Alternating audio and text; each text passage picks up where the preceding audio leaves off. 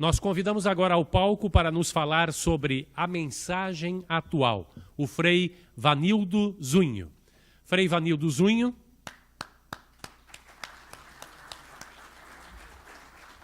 é professor de teologia no Centro Universitário La Salle, em Canoas. Além da atividade acadêmica, dedica-se à assessoria na formação de lideranças leigas e da vida religiosa consagrada. Com a palavra, então, para a sua apresentação, o Frei Vanildo Zunho. Só um minutinho. Boa tarde, Frei. Eu tenho a honra de, no momento em que convido o senhor a participar desse fórum, homenagear os 180 anos da vinda dos capuchinhos ao Rio Grande do Sul. E para nós é uma honra muito grande, porque os capuchinhos têm uma ligação muito forte com a DCE, especialmente a DCE da Serra, na pessoa do Frei Aldo Colombo, que foi o nosso grande mentor e o segundo mais importante assessor doutrinário da DCE nos últimos 40 anos. Ele e Padre Florindo Timã foram os grandes incentivadores da instalação no Rio Grande do Sul, da DCE no formato que nós temos agora. E na sua pessoa, nós queremos fazer essa homenagem. Obrigado.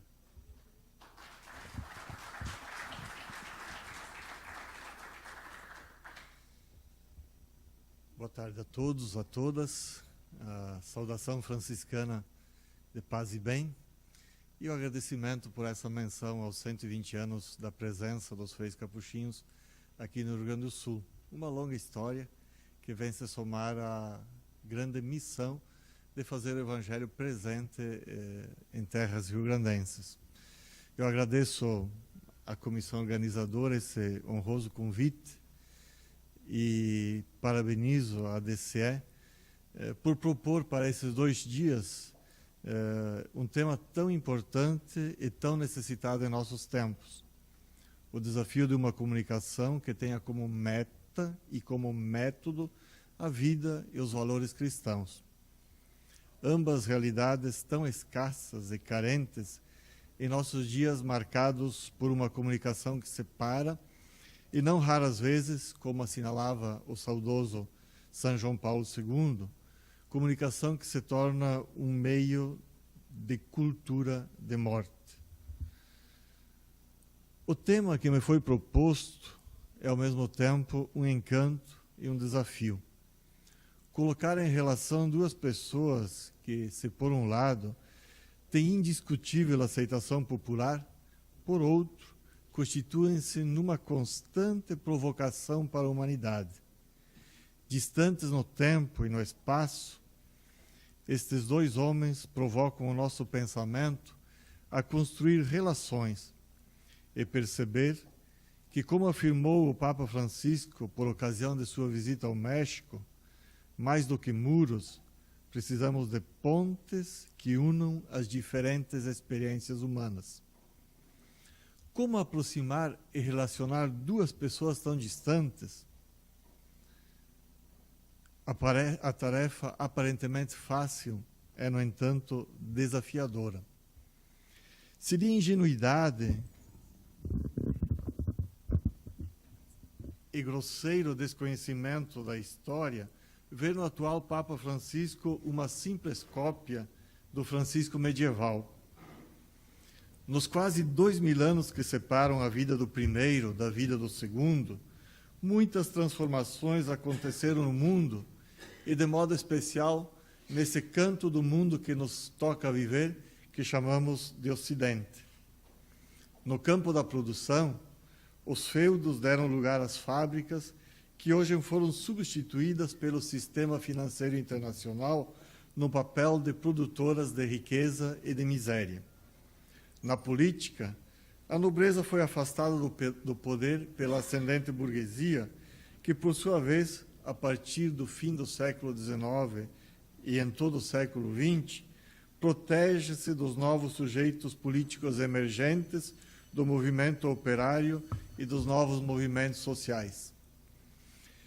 Enquanto o mundo medieval europeu vivia a inocente ilusão de que a cristandade era o limite da humanidade, as aventuras que levaram às periferias da Europa, Portugal e Espanha, por mares nunca dantes navegados, passaram ainda além de Taprobana, em perigos e guerras esforçados, mais do que prometia a força humana, resultaram no encontro com o mundo novo das Américas e da África e com o velho mundo do Oriente, a Índia, a China e o Japão.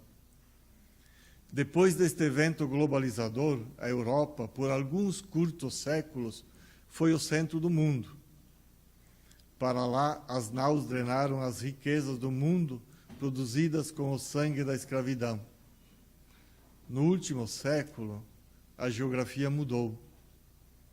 Da periferia do Ocidente surgiram dois impérios, o norte-americano e o russo, que durante o breve século XX protagonizaram a era dos extremos. Foi a Guerra Fria que dividiu o mundo em dois blocos que buscavam a mútua destruição por todos os meios. Tais impérios, no final do século XX e início do século XXI, têm seu papel questionado por novas potências emergentes que deslocaram o centro do mundo do Atlântico para o Pacífico. Hoje é a China e seus satélites orientais que dão o tom da economia e da política mundial.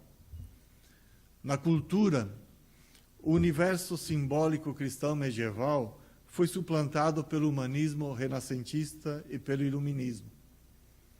Deus foi retirado do centro do universo e o ser humano tornou-se senhor de si mesmo e de todas as coisas. A ciência substituiu a revelação e a autoajuda a oração. No campo da Igreja Católica, no tempo de Francisco de Assis, ela ainda estava segura de sua hegemonia sobre toda a sociedade. Tal sonho se desfez no século XVI, com os clamores reformatórios tardiamente ouvidos. Da surdez inicial da autoridade eclesial, surgiram as igrejas da Reforma, que hoje, graças ao tempo e ao trabalho de muitos homens e mulheres, comprometem-se a testemunhar juntos a graça misericordiosa de Deus. Da postura sectária do extra ecclesiam nulla salus, passamos ao diálogo ecumênico e interreligioso, centrado na busca da paz e da vida digna para todos os povos do mundo. Com tantas mudanças, como estabelecer então uma relação entre os dois personagens aqui propostos? Cremos que sim, é possível. E o é a partir do cerne mesmo da fé cristã, que consiste em acreditar que o Verbo de Deus se fez carne e veio a viver no meio de nós. Nós cremos num Deus que, como diz Paulo na carta aos Filipenses, sendo ele de condição divina, não se prevaleceu de sua igualdade com Deus, mas aniquilou-se a si mesmo, assumindo a condição de escravo e assemelhando-se aos humanos. De fato, o que une os dois Franciscos é a sensibilidade de não separar o que Deus uniu, a experiência da salvação em Jesus Cristo e a compaixão para com o ser humano. Em outras palavras, como dizia o Papa Francisco na convocatória do Ano da Misericórdia, é a capacidade para manter o olhar fixo no eterno de Deus e, ao mesmo tempo e no mesmo movimento, a tenacidade em manter o olhar atento para a condição humana na sua pluriformidade de nomes, rostos e clamores. Tal sensibilidade foi expressa pelo Papa Francisco ao contar o modo e o porquê escolheu o seu nome papal.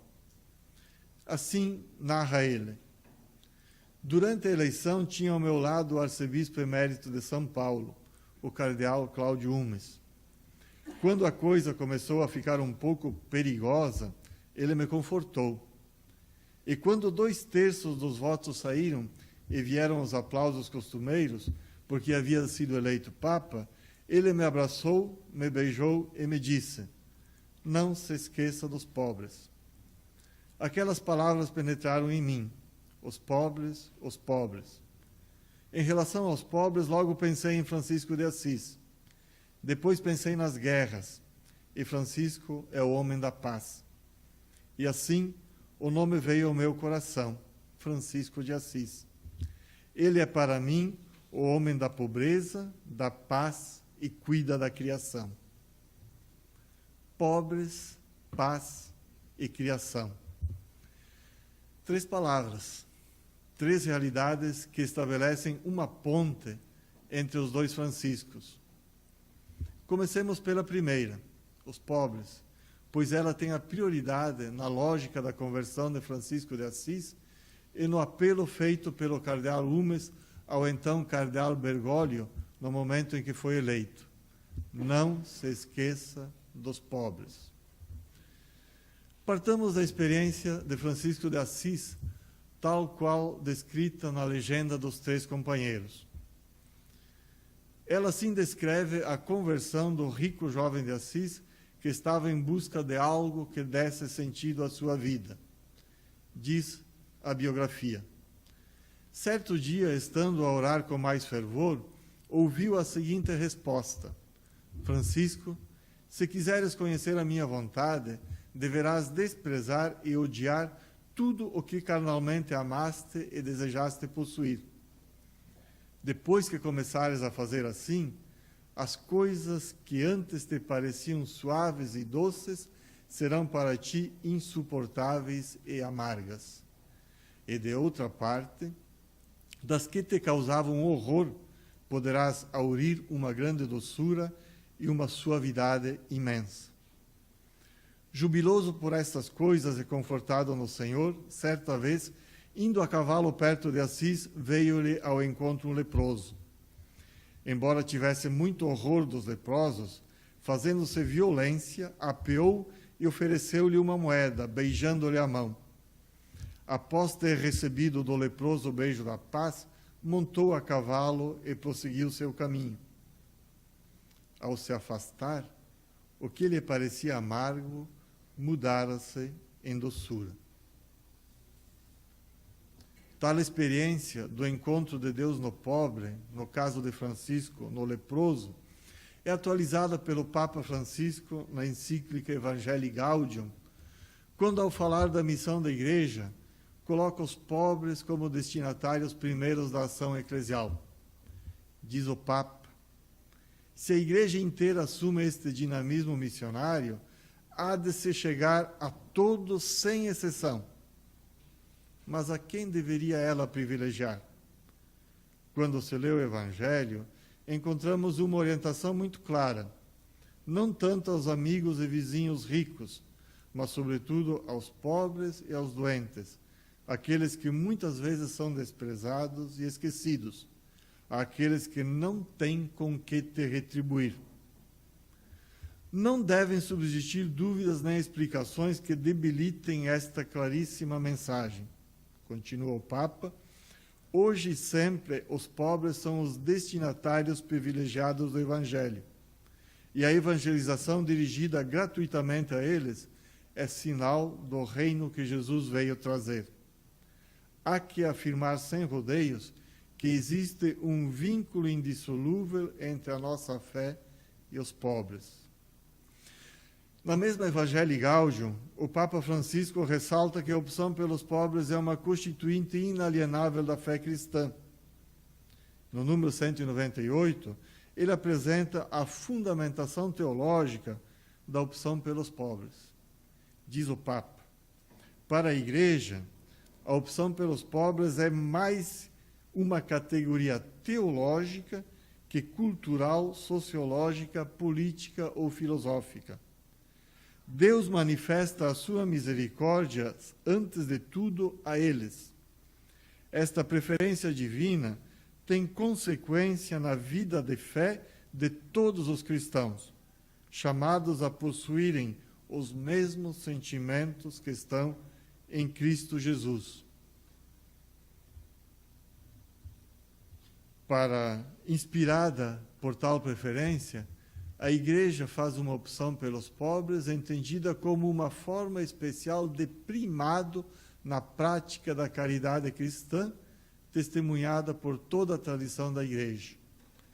como ensinava o Papa Emérito Bento XVI, esta opção está implícita na fé cristológica daquele Deus que se fez pobre por nós para enriquecer-nos com a sua pobreza.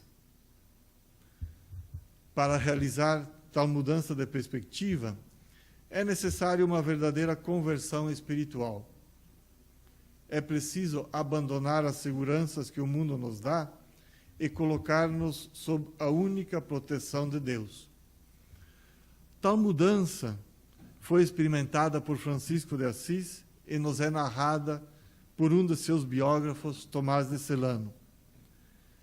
Assim diz o biógrafo: entregue às obras de piedade, Francisco foi perseguido por seu pai, Pedro de Bernardone, que julgava uma loucura seu serviço a Cristo e amaldiçoava-o por toda parte.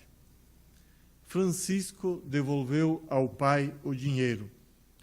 Fez isso a conselho do bispo da cidade e disse na frente de muitas pessoas que se tinham ajuntado: agora poderei dizer livremente: Pai nosso que estais no céu.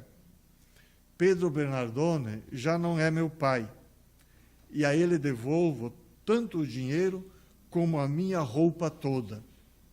Irei nu para o Senhor. Era um homem verdadeiramente livre, para quem só Cristo já era suficiente. Seguindo a mesma intuição de Francisco de Assis, o Papa Francisco, sempre na encíclica Evangelii Gaudium, nos lembra que a fraternidade universal e a capacidade de construir novas relações, não mais a partir da riqueza e do poder, mas da necessidade do outro, só são possíveis quando somos capazes de contestar os senhorios desse mundo e colocarmos-nos sob a proteção do único Pai de toda a humanidade. Assim, nos diz o Papa, a relação com nosso Pai, com Deus Pai, exige e incentiva uma comunhão que cura, promove e fortalece os vínculos interpessoais. Enquanto no mundo, especialmente em alguns países, se reacendem várias formas de guerras e conflitos, nós cristãos, a partir da experiência da paternidade universal de Deus, insistimos na proposta de reconhecer o outro, de curar as feridas, de construir pontes, de estreitar laços e de nos ajudarmos a carregar as cargas uns dos outros. E com isso entramos no segundo ponto da nossa reflexão, a partir da tríade temática apresentada pelo Papa para explicar sua opção pelo nome de Francisco: pobres, paz e criação. Falemos agora de paz, um tema tão atual, tão desafiador. E para todos nós é desnecessário lembrar que vivemos num mundo de violência. 7 dias atrás, perdi um de meus amigos mais próximos, assassinado, dentro de sua oficina mecânica, enquanto consertava o motor do meu carro. Violência cotidiana, experimentada a cada dia nos assaltos, roubos, sequestros, homicídios que invadem a vida de pequenas e grandes cidades e que nos privam da liberdade de andar nas ruas, nos parques, nas praças e fazem de nossas casas e condomínios fortalezas, onde somos prisioneiros da sensação de segurança. Violência em grande escala, com guerras covardes e cruéis, patrocinadas por escusos interesses econômicos e geopolíticos que sacrificam a vida de milhões de pessoas fracas e frágeis nos países mais pobres do mundo. Alguém lembra da guerra do Congo e seus 6 milhões de mortos? Alguém lembra da guerra do Sudão do Sul, da qual sequer existem estimativas do número de mortos? E a guerra do Afeganistão, que há muito deixou de ser notícia e continua matando a cada dia. Ou do Iêmen e sua guerra esquecida nos confins do deserto árabe. O esfacelamento da Líbia, após a invasão das tropas da OTAN, já não é notícia, pois o gás continua a fluir para a Europa. A guerra na Síria se arrasta em meio a negociações que não se preocupam com pessoas e vidas ceifadas, mas com a segurança do fluxo do petróleo. As vítimas só são lembradas quando tocam as portas da Europa depois de terem sobrevivido à travessia do Mediterrâneo, que, no dizer do Papa Francisco, na Sexta-feira Santa deste ano, se tornou um cemitério insaciável, imagem de nossa consciência insensível e anestesiada. Quantos morreram na travessia do Mediterrâneo? Ninguém sabe. Só são contados os que chegam, aproximadamente 1 milhão por ano. Os que perecem no caminho, para eles, nem sequer estatísticas existem. Mas o mais triste de tudo é que a Europa os vê como uma ameaça. O discurso xenofóbico e islamofóbico é o vencedor em todas as eleições europeias e foi vencedor ontem nas eleições norte-americanas. Desde as ilhas de Lampedusa e de Lesbos, passando por Roma e Paris, até a selva do Passo de Calais, recentemente desmantelada pela polícia francesa, os guetos multiplicam-se. Guetos físicos, guetos étnicos, guetos culturais, guetos religiosos, guetos psicológicos. É neles que germinam e são cultivadas as raízes do radicalismo e do extremismo, que se tornam um elemento a mais no círculo vicioso da violência e da exclusão. Mas não nos iludamos. Tal fenômeno não é privilégio da Europa. Nas nossas grandes cidades, Porto Alegre incluída, o fenômeno é o mesmo. Cada um de nós sabe qual é o seu lugar na cidade e onde pode ou onde não pode circular. Consciente ou inconscientemente, todos sabemos distinguir quem são os moradores de nossos bairros e quem são os estrangeiros, os estranhos, que neles se imiscuem indevidamente. Se os moradores não o sabem, a polícia o sabe. E se a polícia não está presente, o serviço de segurança privado sabe manter cada um em seu devido lugar. Por que chegamos a isso? Porque a paz que todos queremos, tão almejada e decantada, é tão difícil de construir? Para pensar esta realidade, quero lembrar uma das mais belas legendas a respeito de São Francisco. Ela está no livro conhecido como Fioretti. Não é um texto biográfico de Francisco. É uma coleção de narrativas edificantes que, mais do que contar fatos, buscam transmitir uma proposta de vida. Trata-se da parábola do lobo de Gúbio. Ela nasceu da experiência das guerras, das 2 guerras, e da prisão de 4 anos pelas quais passou o jovem Francisco e que o fizeram converter-se no homem de paz. A legenda começa assim. Ela é longa, eu vou lê-la porque os detalhes são o importante. No tempo em que São Francisco morava na cidade de Gúbio, apareceu no condado um lobo grandíssimo, terrível e feroz, o qual não somente devorava os animais como os homens, de modo que todos os citadinos estavam tomados de grande medo, porque frequentes vezes ele se aproximava da cidade, e todos andavam armados quando saíam da cidade, como se fossem para um combate. Contudo, quem sozinho o encontrasse não tinha como se defender. E o medo desse lobo chegou a tanto que ninguém tinha coragem de sair da cidade.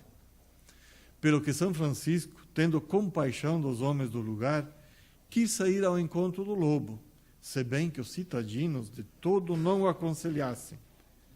E fazendo o sinal da Santa Cruz, saiu da cidade com os seus companheiros, pondo toda a sua confiança em Deus. E temendo os outros ir mais longe, São Francisco tomou o caminho que levava ao lugar onde o lobo estava. E eis que, vendo muitos citadinos, os quais tinham vindo para ver aquele milagre, o dito lobo foi ao encontro de São Francisco com a boca aberta. E chegando-se a ele, São Francisco fez o sinal da cruz e o chamou a si e disse-lhe assim: Vem cá, irmão lobo. Ordeno-te da parte de Cristo que não faças mal nem a mim, nem a ninguém. Coisa admirável. O lobo terrível fechou a boca e cessou de correr. E, dada a ordem, vem mansamente como um cordeiro e se lança aos pés de São Francisco como morto. Então São Francisco disse: Irmão lobo, desde que é de teu agrado fazer e conservar esta paz, prometo-te dar continuamente o alimento enquanto viveres, pelos homens desta terra, para que não sofras fome, porque sei bem que pela fome é que fizestes tanto mal. Depois de introduzir o lobo na cidade que lhe era proibida e que lhe negava o alimento, Francisco reuniu os homens, os habitantes da cidade, e assim os admoestou: Ouvi, irmãos meus, o irmão lobo que está aqui diante de vós prometeu-me e prestou-me juramento de fazer as pazes convosco e de não vos ofender mais em coisa alguma, se lhe prometerdes de dar-lhe cada dia o alimento necessário. E termina a legenda afirmando: E depois disto, o dito lobo viveu 2 anos em Gúbio, e entrava domesticamente pelas casas de porta em porta, sem fazer mal a ninguém, e sem que ninguém lhe fizesse mal. E foi nutrido cortesmente pela gente. E andando assim pela cidade e pelas casas, jamais nenhum cão policial ladrava atrás dele. Para que a violência cessasse, bastou proporcionar ao lobo a alimentação que lhe era necessária à sobrevivência. E ambas as partes, lobo e cidade, puderam viver em paz, sem medo um do outro. E mais, puderam conviver no mesmo espaço, sem necessidade de muros. E até os cães de guarda deixaram de perseguir o lobo. Como nos lembra o Papa Francisco na mensagem do Ano Novo de 2016, o inimigo da paz não é apenas a guerra, mas a indiferença. Continua o Papa: por vezes interrogo-me como é que é possível que a injustiça humana persista e que a arrogância dos poderosos continue a humilhar os fracos, relegando-os para as margens mais sórdidas do nosso mundo. E concluía o Sumo Pontífice no Dia Mundial da Paz: perante a torrente de miséria, injustiça e violência, peço-vos para construir um mundo mais justo e fraterno, para que cada pessoa e cada criatura possa viver na paz e harmonia da criação original de Deus. E com essa referência do Papa Francisco à paz, que é fruto da justiça e envolve todas as pessoas e todas as criaturas, passamos ao terceiro ponto da reflexão e da tentativa de atualizar Francisco de Assis à luz da ação e da palavra do Papa Francisco. Falaremos agora brevemente da criação, tema extensa e longamente tratado na encíclica Laudato Si. E nada mais justo do que iniciarmos recordando o belo e incomparável poema de Francisco, composto às vésperas de sua morte e conhecido como Cântico das Criaturas ou Cântico do Irmão Sol, que, como podem ver no texto aí disposto, que eu não vou ler pela extensão, canta a harmonia entre toda a criação e o ser humano.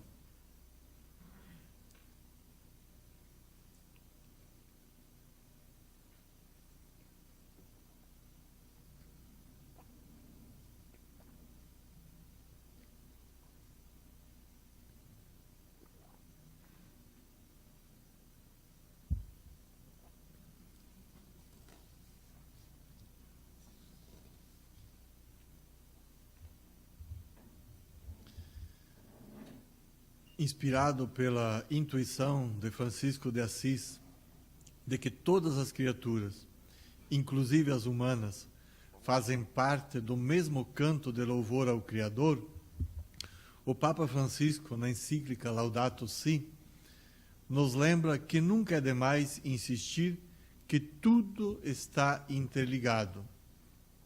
Assim como os vários componentes do planeta, físicos, químicos e biológicos, estão relacionados entre si, assim também as espécies vivas formam uma trama que nunca acabaremos de individuar e compreender. E que falar do meio ambiente e de sustentabilidade não é apenas falar de um modo de preservar a natureza. Para o Papa, assim como para Francisco, o cuidado para com as criaturas é condição de sobrevivência de toda a humanidade. Diz ele, sempre na encíclica Laudato Si. Quando falamos de meio ambiente, fazemos referência também a uma particular relação, a relação entre a natureza e a sociedade que a habita. Isso impede-nos de considerar a natureza como algo separado de nós, ou como uma mera moldura da nossa vida. Estamos incluídos nela, somos parte dela e compenetramos-nos com a natureza. As razões pelas quais um lugar se contamina ou é contaminado exigem não apenas uma análise técnica, mas uma análise do funcionamento da sociedade, da sua economia, do seu comportamento, de suas maneiras de entender a realidade. Dada a amplitude das mudanças necessárias, já não é possível encontrar uma resposta específica e independente para cada parte do problema. É fundamental buscar soluções integrais que considerem as interações dos sistemas naturais entre si e com os sistemas sociais. Diz o Papa, não há duas crises separadas, uma ambiental e outra social, mas uma única e complexa crise socioambiental. As diretrizes para a solução requerem uma abordagem integral para combater a pobreza, devolver a dignidade aos excluídos e, simultaneamente, cuidar da natureza.